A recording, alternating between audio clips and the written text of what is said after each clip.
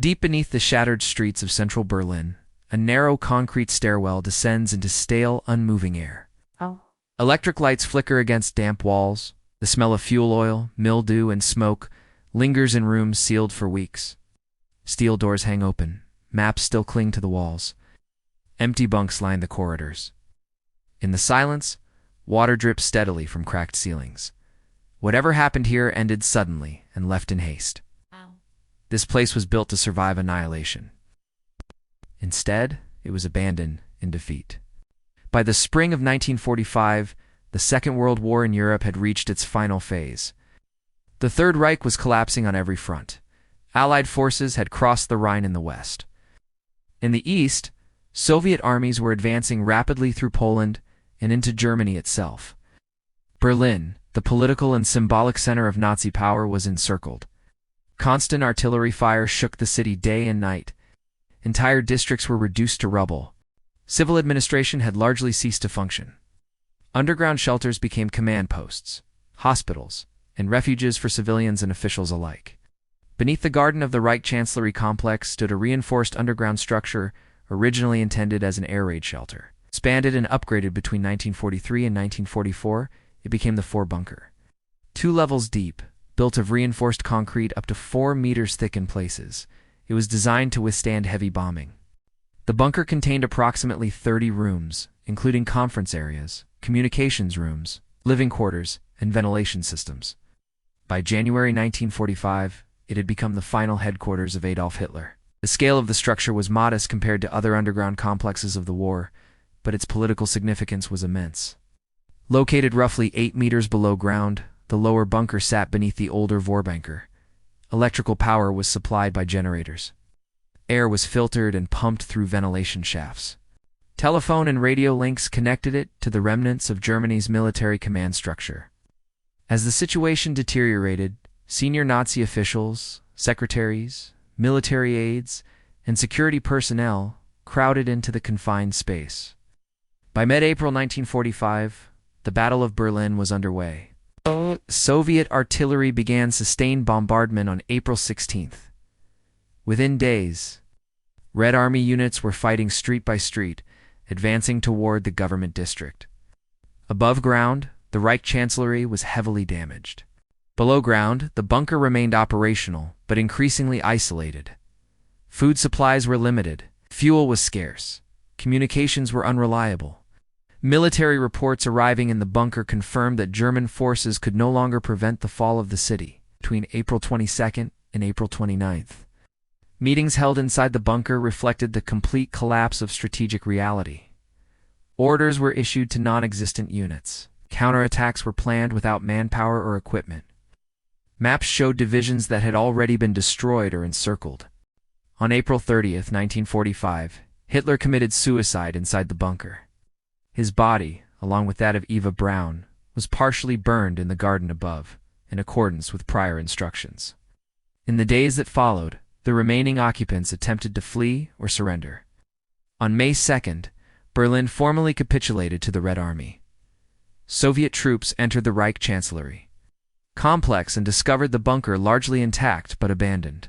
What they found was not a functioning command center, but a damp, damaged underground ruin filled with debris, documents, and signs of a hurried departure. Soviet counterintelligence units conducted immediate investigations.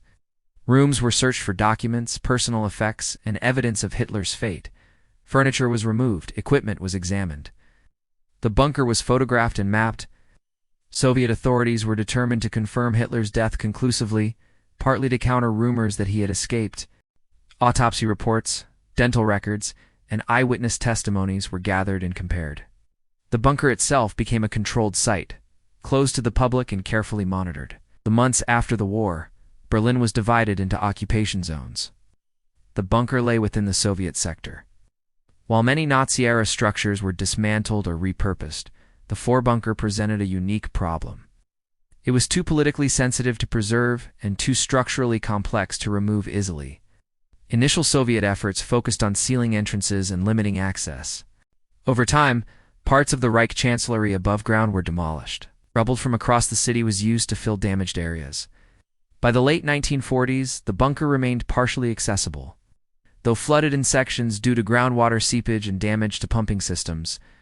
Soviet authorities considered complete demolition, but the depth and reinforced construction made this difficult and costly. Instead, portions of the bunker were intentionally damaged. Ceilings were blown in, walls were breached, access shafts were collapsed. The goal was not total destruction, but denial of use. In the 1950s, East German authorities inherited responsibility for the site.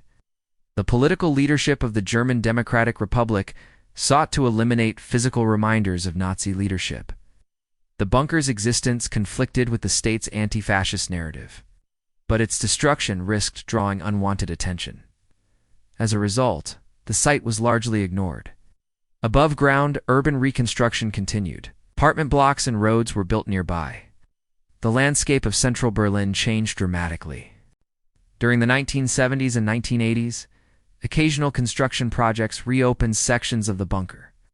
Engineers encountered reinforced chambers while laying foundations or utility lines. Each time, the response was the same: document, seal, and rebury. The bunker was not marked on public maps. Access was restricted. Officially, it did not exist. After German reunification in 1990, renewed interest in Berlin's wartime sites led historians and planners to reassess the area. Surveys confirmed that significant portions of the bunker still survived underground, though heavily damaged and partially flooded. Full removal was again deemed impractical. Concerns included cost, safety, and the risk of turning the site into a focal point for extremist activity. In 2006, during redevelopment linked to the reconstruction of the former government district, remaining accessible sections of the bunker were further sealed. Concrete was poured into key chambers. Entrances were permanently closed. A small informational marker was installed nearby, explaining in neutral terms what had once stood beneath the ground. No memorial was created. No structure was preserved for public viewing. Today, the Führerbunker remains buried beneath modern Berlin. Its rooms no longer serve any function. The concrete continues to decay slowly in groundwater. Above it, traffic passes, residents live, and the city moves forward. Historians regard the bunker not as a symbol of resilience, but of isolation and collapse. It represents a leadership that withdrew underground as the state it commanded disintegrated above. Strategically, the bunker had no impact on the outcome of the war. It did not alter military decisions or delay defeat. Its legacy lies instead in what it reveals about the final days of the Nazi regime: a rigid hierarchy cut off from reality, relying on concrete and secrecy rather than viable strategy. In post-war military planning, the bunker offered no useful model. Underground command centers continued to be built during the Cold War, but with emphasis on redundancy, mobility, and communication, lessons learned from failures rather than successes. The Führerbunker was never meant to be a tomb. It was designed as a temporary refuge, a place to endure bombing until victory was secured. Instead, it became the setting for the final collapse of a regime. Its destruction was not dramatic, but deliberate and quiet. Sealed, flooded, and forgotten, it was a race not to honor the past, but to deny it permanence. The stairwell that once led down into darkness no longer exists. The walls are gone, the rooms crushed and filled. Only records remain. In the end, the bunker did not preserve power. It merely contained its final moments, hidden underground, as the world above moved on. Thank you for watching. If you're interested in more stories from history's hidden places, be sure to subscribe.